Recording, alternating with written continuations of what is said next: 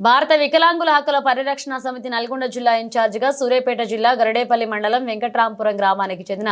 కుర్రా గోపి యాదవ్ నియమితులయ్యారు. ఈ మేరకు రాష్ట్ర అధ్యక్షులు గిద్దె రాజేష్ మంగళవారం కుర్రా గోపి యాదవ్ నియామక ఉత్తర్వులు జారీ చేసి మాట్లాడుతూ తెలంగాణ రాష్ట్రంలోని అతి చిన్న వయసులో వికలాంగుల హక్కులపై అనేక పోరాటాలు చేస్తున్న కుర్రా గోపి యాదవ్ భారత వికలాంగుల హక్కుల పరిరక్షణ సమితి సూర్యాపేట జిల్లా యువజన విభాగ అధ్యక్షుని స్థాయి నుంచి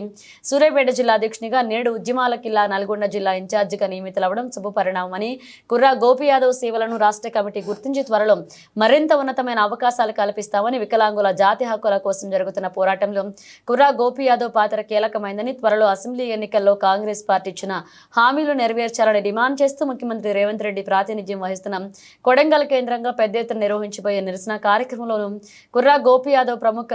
భూమిక పోషించే విధంగా ఆయనకు అవకాశాలు కల్పిస్తామని తెలిపారు.